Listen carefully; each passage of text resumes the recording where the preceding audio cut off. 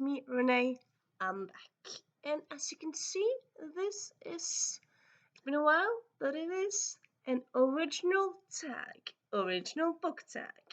Yes, I've made quite a few of these in the past, and I decided I wanted to do another one.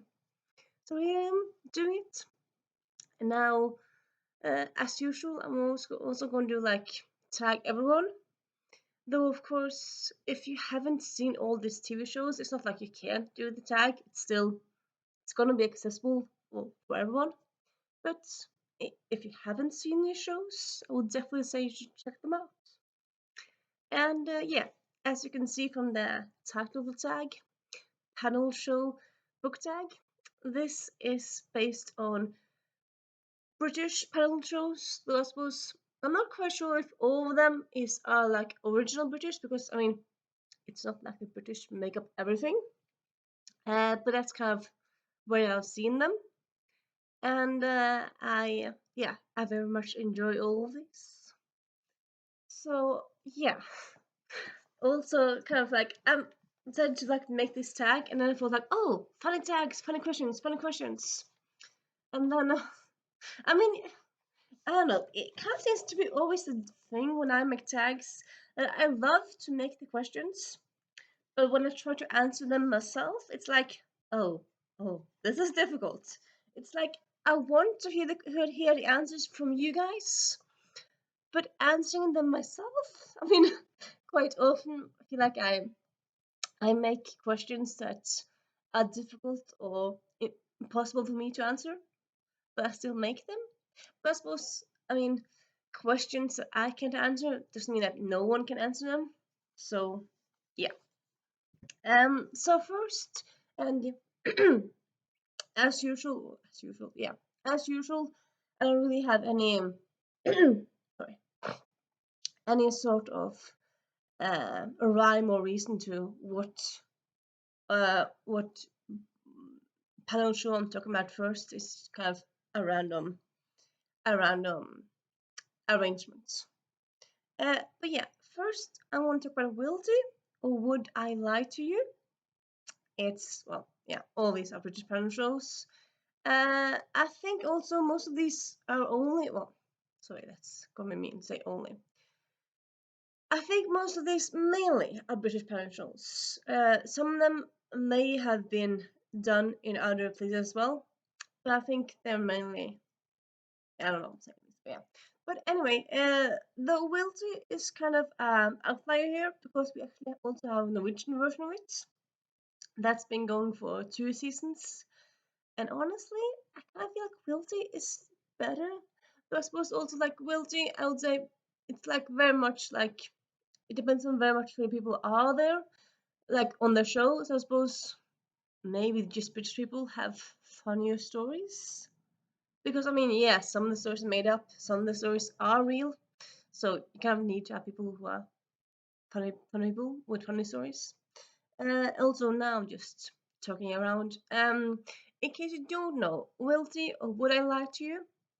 It's so the concept is that you have 2 teams and of course one host, and so yeah, each team they get like when it's their turn, they're supposed to read out loud a story.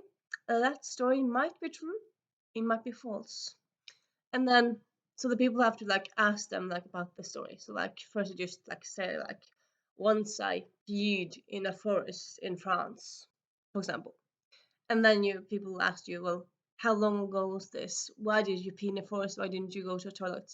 Etc. etc. And then yeah, uh, depending on how the person response, you might think that's a lie, or you might think that has to be true because you can't make up those kinds of stuff. And yeah, it's just a very very funny show, I would say. I I love it very much. So yeah, here simply the question is, mention a book that you've lied about. So this could be a book that you told people that you like that you didn't like. It could be about like maybe said to a teacher in school that you read it and then you didn't, or yeah, just a book that you lied about somehow. And yeah, honestly, like even though I love wilting, I also kind of I like those games like board games where you have to lie, but I don't really like lying, and I don't really think I'm that good at it, so I don't really do it myself that much. So for me to answer a book that I lie about is like I don't really think I ever done it. Even if I didn't read a book, I wouldn't lie about that I read it. Like I suppose firstly because like in Norway you don't really do we don't really have, at least of course I can't say for every school in Norway. But for the school that I went to in Norway, the primary school and the high school, we didn't really have um, specific books on the curriculum. Well, I suppose in high school we had, but I still finished the books. But like for in primary school and in middle school, we would have like sometimes we would be like focused on like an author or a book and then do a project about it or like presentation about it. But it wouldn't really be like, or the whole school had to read the same book, or the whole class had to read the same book. It was just like, no, you have to read a book that you choose yourself, or you could be, yeah, you would also like choose yourself a book. And you would have time to read in class, but you never like say you'd never be forced to read one specific book. So that's the thing that we have don't really do that much in Norway. Though yeah, again, I can't say for everyone, but that's my experience anyway. I suppose also I might be remembering wrong. Don't think I am, but I might be. But yeah. So yeah, I never had to read a book in school I didn't want to read and whatnot. I did read some books while I studied, which I did study for a year in English, so like as an English literature thingy, so that's kind of logical. But I did enjoy all those books, so I didn't really favorite up those. As I suppose here, honestly, the the closest thing I can come to it is yeah. So this shelf is all like my to be read books, and some of them, yeah, of course, I buy new books every now and then. So like some of them are just newer books, but some of them are like, for example, well, sorry. So for example, let's just take these four. So these books, all books that I had for like some months, maybe a year, maybe more, around that.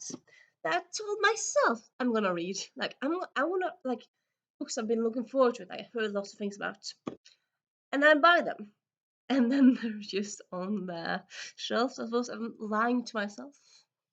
It is Visibility Disability by it's edited by Alice Wong.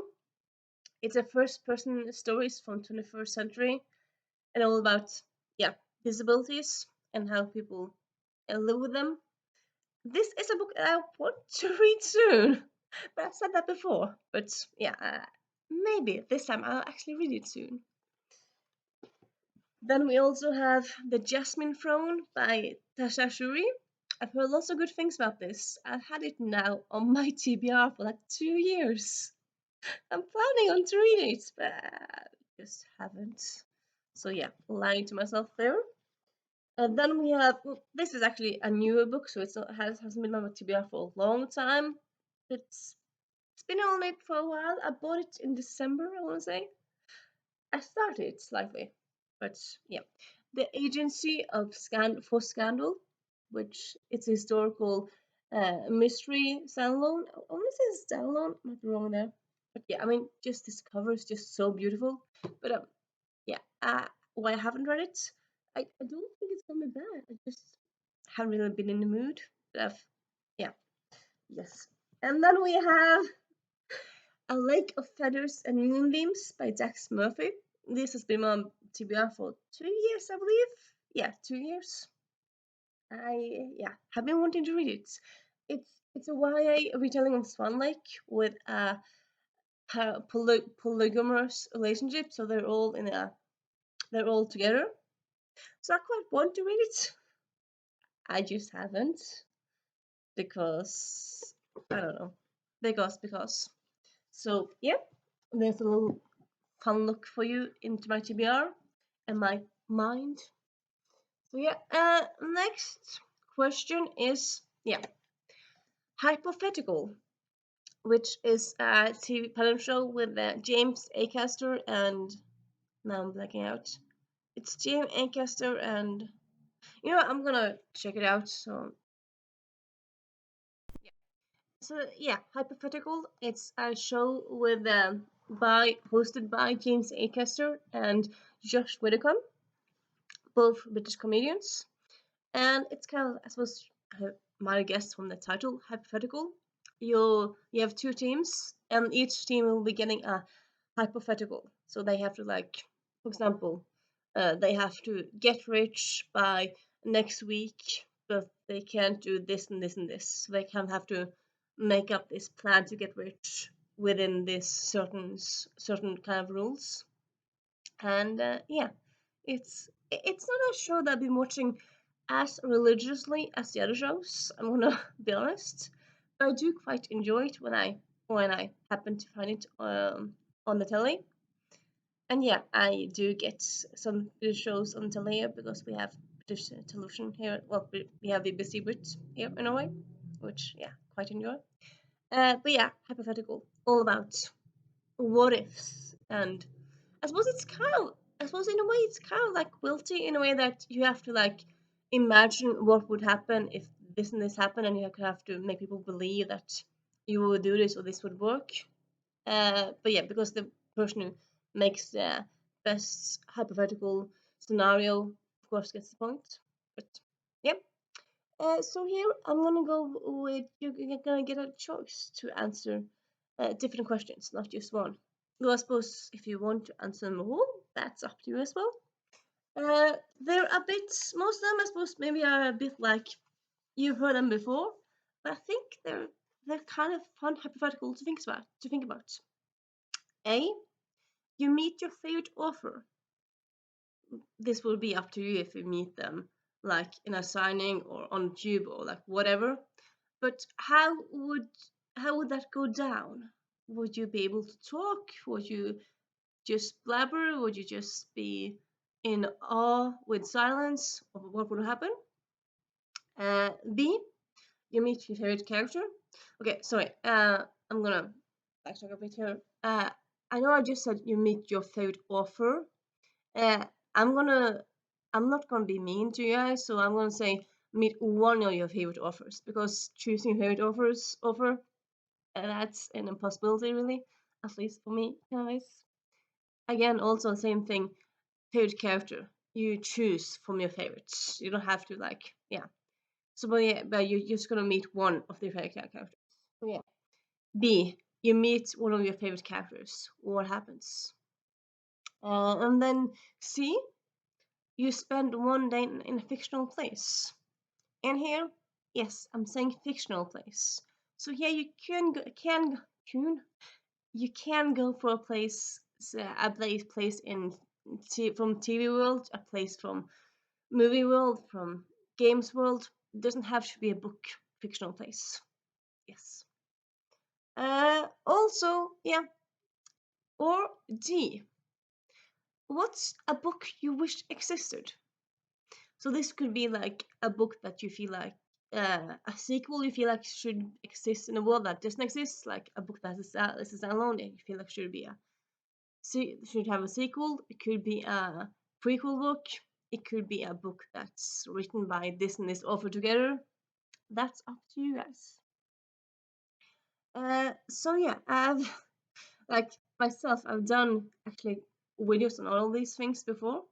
But I'm gonna answer some of it myself. And you know what? I think I actually would choose one day in a fictional place. Because A, I actually haven't met a lot, but I have met some of my favorite authors. I met, I met one like 10 years ago now. No, maybe? No, it wasn't 10 years ago. 8 years ago. It's a while ago. I went to a book release and I very much enjoyed that. Like, was the end of her trilogy was ending, so it was kind of like, and it was like a big best-selling book, so it's a big to do. You got soup, you got cake. There were other offers there. You had cosplay people. It was a big to do. So I very much enjoyed that. It was while I was studying in Oslo. But yeah, of course, during this whole to do, you could go and get your book signed. So like you went in, you went in a queue, then you went in, had your book signed, and then I suppose while she signed, you could talk to the author. Me, I was just kind of like, uh, I'm standing here, so it's just like kind of like, thank you for signing my book.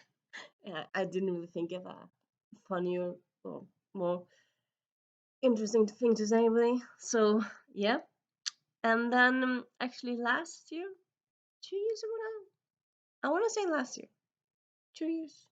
Okay, yeah, 1 or 2 years ago, I met an author that I really enjoy. He's an author, also a comedian, but yeah, he's written a lot of books as well. And like he was at a thing that I was also at. Well, yeah, I didn't stalk him, of course. We were at the same place. And so I and some other people also wanted to take a picture with him. I took a picture with him, and then I just had like I can't. I was thinking I feel like I should say like you're so fun. I just admire you so much, but I couldn't really talk. I just like you're here. You're here. We're taking pictures together. And like I have the hugest smile. With in the picture with him, hugest smile. But yeah, I couldn't really say any words. So honestly, I don't really think it would be that. I suppose if I met more authors that I love and I just kind of got a great opportunity from it, a great memory from it, and just got like a picture from it, it's not like a bad result. I mean, you kind of like daring that you would have like a cool conversation, that you would become best friends and whatnot. And yeah, I mean that might not happen, but yeah. But I suppose yeah, so I'm not gonna go for that. A favorite character, I suppose that would be kind of fun. But then again, it's always like well, I suppose I kind of like those movies where you have like Lost in Austin, where Austin characters come to the real world and whatnot, and kind of things like that. But they always kind of change some stuff, and you kind of want your favorite characters to stay your favorite characters. So I don't know if I would want to meet them. But then again, like if I had like a fictional, well, a dinner party with fictional characters and real life characters, or just fictional characters, that would be quite fun. I feel like, but I suppose it would be fun in your mind. But like, if it would happen, would it be as good as you'd imagine it? I don't know. I suppose the thing that I'm gonna go for, which I mean, doesn't really mean that it will be cool as well, but still, I think it's kind of the best of the all scenarios. Well, not the best. Like I wish. I mean, there's lots of books that I wished were real as well. But yeah, I have answered that in other videos. So I want to go with one day in a fictional place, and I'm gonna. I feel like you might say this is cheating because it's not a fantasy place. It's not a place in the past. It's a place in contemporary world. But then again, it is a place. It's not a real place. Like sometimes you have books and TV series and all that takes place in London, in New York, like real life places just with fictional people. Yeah, I'm gonna go with spending a day in Stars Hollow from Gilmore Girls. Yes, it's set in Connecticut, but it's the Stars Hollow place itself is not real. But yeah, I feel like it could be quite nice to go there. Now you might say, well, if you spend a day in Stars Hollow, wouldn't you probably meet some of the people from the TV series? Yes, I might, but like, I, and it's not necessarily that I would meet Rory or Lorelai. Maybe both of them are out and about doing something. Maybe I would just like run into Kirk or see Kirk. And I feel like if I just met Kirk or met, for example, Miss Patty, I feel like that couldn't really be wrong in any way because I feel like they wouldn't really feel like they wouldn't disappoint. While like if I met Rory, like I know her, but I feel like I know her because she's just a big character. That meeting her would maybe be like a big letdown, or a bit of a letdown, kind of like in Netflix movies. But like Netflix movies still had great Kirk moments. So yeah, and I feel like just kind of wandering around in Stars Hollow because it's always so beautiful, like any time of the year, and like even this in the episodes where like the snow is ruining things for Lorelai and people in the TV series. I wouldn't mind that because I'm from Norway. Like even the time where they have lots of snow, we've had more snow than that in Northern Norway. So I wouldn't be that fussed about it. Like I would know how to survive in the snow. So yeah, a day in Star Hollow I think would be quite fun, really, quite fun. Yeah. Uh, Sorry. Then next up we have Room 101, which sadly does not make new episodes. Quite a lot of these, I would say most of these, all of these, a lot of these are still ongoing, but some of them sadly are not. I'm just gonna double check.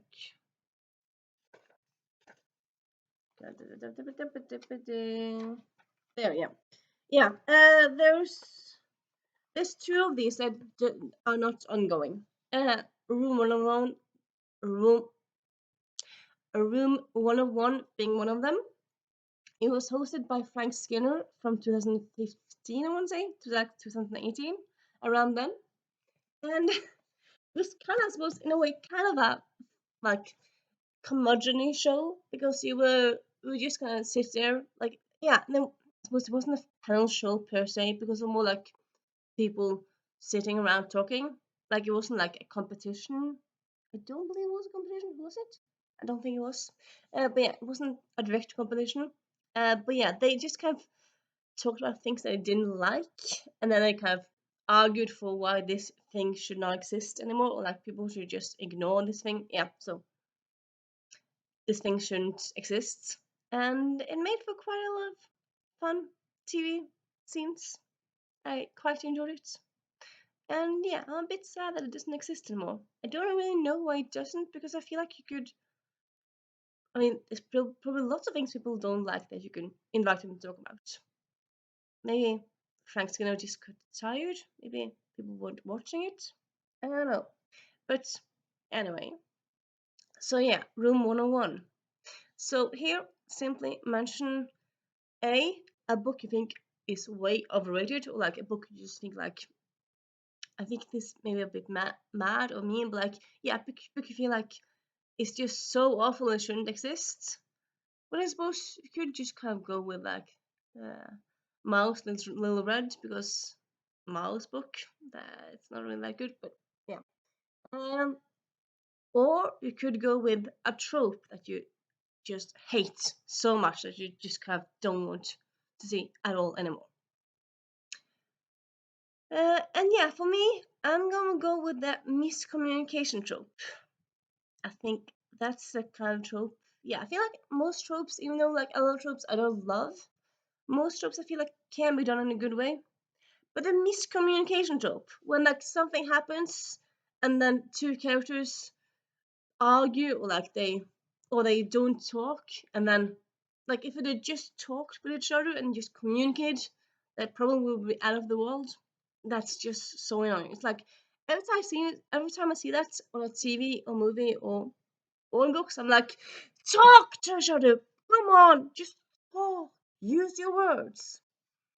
And yeah, I much prefer it when the obstacle or conflict comes from something outside of the people. Like if it's external conflict, not internal, not just. I suppose it is external in the way that you don't talk to each other, like communication. But like, well, yeah, when it's a third person who's stopping the plot from happening, and not just the two people or like the main people not talking to each other. Like, use your words, please. Come on, you're adults. Or if it's a YA book, you're still you people who can you have words to talk to each other. Please use them for the love of God. So yeah, that just really really infuriates me. So yeah, miscommunication trope can go in room 101. Nope, I don't want it anymore. So yeah. Blah, blah, blah, blah. And then we have QI, which we actually also have, yeah, so I suppose said we didn't, yeah, well, yeah, we have a few of them. Yeah, which also actually have here in Norway, which I've watched it sometimes now and then. Honestly, I much prefer QI. I don't know if it's because I mean the concept is like very the same, and it's not like I hate people who are in Norwegian version. I don't know. I just kind of feel in a way that QI, the version of how it is in QI, it's kind of better for some reason. I can't put a finger on why. But yeah, in case you don't know what QI is, it's quite interesting. Well, that's what it stands for. It's a panel show that's been going on for 20 years now. It started with Stephen Fry and Alan Davis, and this lasts 8 years, nine, quite a few years now. It's been with Sandy Toksvig, but still Alan Davis. So yeah, at each time you have Sandy Toksvig and you have Alan Davis on like one team, and the other team has. So yeah, there's just kind of one main person that's on a team, and then the other team is just kind of team players, well, team people. Yeah. And yeah, it's a show, it's a panel show, it's a quiz show where like they ask about they're asked about stuff which it's like things that you probably have heard of, like how many moons are there? And of course, like the first time this was asked was like in season two. Alan Davis like answers that like one moon, and I'm like boom, boop, boop. No, there's actually two moons because I mean, yeah, there's actually two moons. There's not just one moon. There's several moons that the Earth has. Which, yeah, I mean, you learn in school that's one moon. Apparently, no, we have several moons. So yeah, you kind of learn about in a way you unlearn some stuff that you learned wrong or like that the world has taught you wrong. So like yeah, you're learning things that you learned from before that's wrong and this is right. So like it's kind of like crushing myths in a way. And yeah, it's kind of I very much enjoy it. Of course, it's kind of also fun like who's on the show and stuff. And also there's always like questions like you're never supposed to write as answer the obvious question because then you get like a big like wrong, wrong, wrong. Like that's often the question that you know, but the answer after you know. So yeah, um, and it's all like each season takes basis in a letter. So the first season was letter A. Now we're at letter T. I think we're at T. Yeah. Or yeah, I think it was T. And yeah, I very, very much enjoy QI. It's either a very good episode or a good episode. It's never a bad episode, I would say, of QI. Like no matter who's on or what the topic is, it's always a bit interesting. It's never like a bad time to watch QI. It's always you're always gonna enjoy yourself a bit. Anyway, uh, so here simply because it's a bit of a smarter show. It's a show about um, learning stuff. And yes, it's a quiz show where you learn stuff or you unlearn stuff. So here, to either be a book that teaches you something in a funny way. So yeah, this doesn't have to be a non-fiction book. It could be a fiction book that uses real life because a lot of fiction books still uses real life in some ways. But yeah, it can be a non-fiction book if this is how you want to interpret it. Or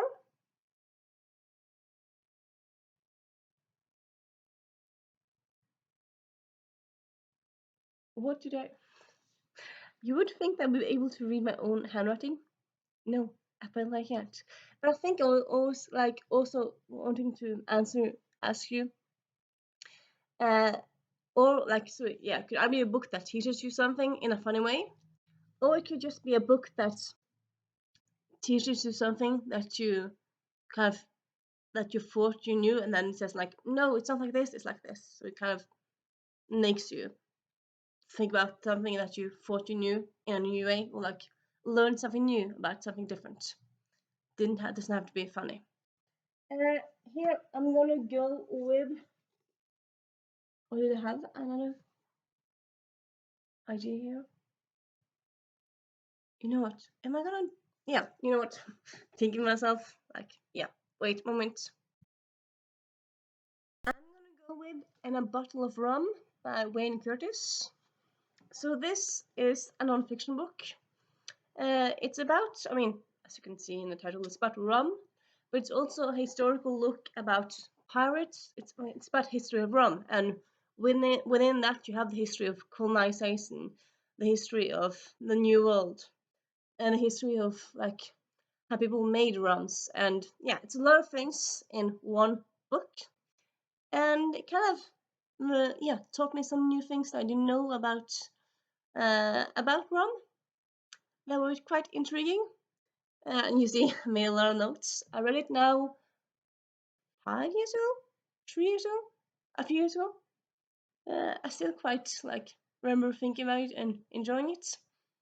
And yeah, might be fun to do a reread. But yeah, this book taught me some stuff that I didn't know in a quite a funny way. Because yeah, I mean, even though it tackles things like slave ships and piracy and poor, poor property, people being poor, it's still quite a funny book for most part, and yeah. And then we have blah blah blah blah blah.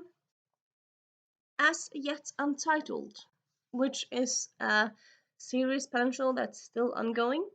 And in this one, Alan Davis is the host, and this is just, it's not precise, I suppose. Most of these shows I'm talking about are shows that competitions. This isn't a competition, I would say. It's more like a just kind of talky show. I suppose I googled panel shows and this one came up. Now, what I'm thinking about is like, how is this a panel show? But I'm gonna include it because Google did, and it's a fun show. But yeah, this is a show where 4 or 5 people to sit around a table and they just kind of talk, and it's just kind of like they talk about, yeah, different things from their life. Could be funny anecdotes from their childhood, could be anecdotes from 5 years ago, 10 years ago. Yeah, like funny, interesting things. They just kind of share them. And yeah, and then kind of it's called Alan Davis As Yet Untitled. So the show is now a title. They kind of make up a new title for every episodes, and they kind of use something from one of the anecdotes to like title the episode. And yeah, so here I'm gonna ask you quite simply to tell me a bookish anecdote that you think is funny, of course. I suppose, yeah, I suppose if you want to have sad bookish anecdote, but yeah, it's best with a funny. Yeah, yeah, do a funny one. And yeah, with me, I was kind of thinking like, I don't know, I can't really think of one. I mean, I've been reading for my whole life, so I should have more. But like, of course, when you're gonna be asked with something, you always like blank out. But I do have one anecdote that I kind of think I will never forget. So yeah, in case you didn't know, back when I was 8, 9, I think it was 8. Yeah, 8 or 9, around then. Actually, it was 8. No, was I? I think it was 8. 7. Yeah, around that time. Anyway, I lived in Australia for 1 year. My parents were academics, they loved to travel, so we lived some time abroad sometimes now and then. I wasn't like a diplomat child, so it was just kind of like 10 months now and then. It wasn't like I felt like I don't know where I belong. Like I've always been Norwegian. But yeah, we lived 1 year in Sydney, Australia, and this was, as I said, I'm not quite sure if I was 7 or 8, but like it was like at a time where I had learned some English before, but I didn't know a lot of English. So I suppose, yeah, I was quite new to English the language. And so that brought with it some interesting happenings, and this being one of them. So this was, I mean, it was like the first, second, yeah, I believe actually it was like the first day when I got home from school. And I was just like running to my mom and like, Mom, Mom, Mom. Like, what? What's made you so happy? And I said, tomorrow we're going horseback riding in school. She's like, horseback riding? Are you? Yes, we are. And then the teacher said, tomorrow we're going to be reading. And that's, I mean, haha. This one works more better if, I suppose, in a way, because if you know Norwegian as well, because in Norwegian, horseback riding is, you call it reading. It's pronounced the same. Well, I suppose it's kind of similar in English. You say horseback riding. They both start with R, riding, reading. But yeah, in a way, reading, the way you pronounce the word for to read a book in English, it's what we're saying when we're going horseback riding. So I was thinking that we were going horseback riding instead of reading books, which I suppose kind of a weird thing to say. Like when I do quite enjoy books, and I honestly never been that much a horse girl, but yeah, it's kind of funny language, uh, language anecdote. I feel like it's a bit funny. Yeah, I'll see. Maybe it's not that funny to you, but yeah. Anywho, funnish. Then, yeah, moving on. Was it something I said? Again, sadly, this is a panel show that doesn't exist anymore. Although this is a panel show, they had teams and whatnot. It was a contest. Uh, but yeah, I think I went for 2 seasons, 1 season, 1 season, and I don't really understand why they don't still have it. I feel like maybe people weren't watching it, but because I feel like, I mean, you could easily, I feel like, have done it for many years. But yeah, also, yeah, in case you didn't see it, probably didn't, or was something I said, was all about quotes. So the team would get, well, both teams, no, yeah, each team would get like 3 quotes, and then you would have to like guess which person said this quote.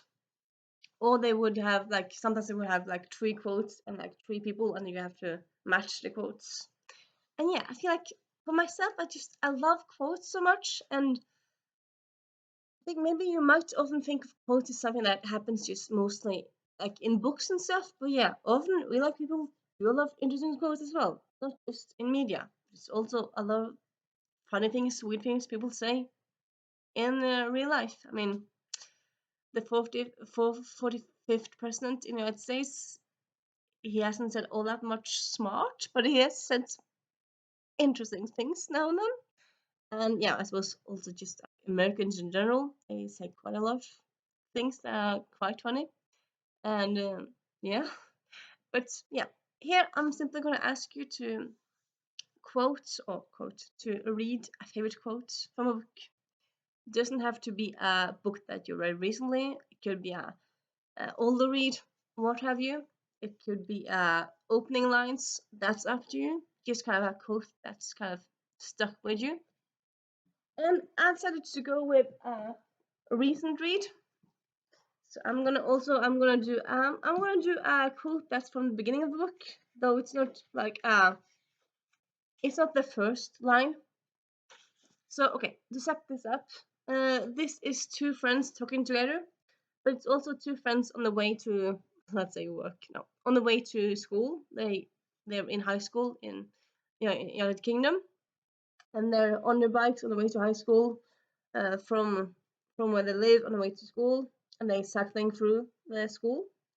So okay, also like these 2 friends, they're 14, 14, 15, yeah, around that age, and they've become not quite sure if I remember. Yeah, they've been like feminists for a little while. So this is quite feminist focused. Of course, I am a feminist. Well, there's never be feminist, but yeah. And so yeah, they also like every day before school. one of the two friends says something that's, I think, originally blah, blah, blah, blah, blah. I think it's originally,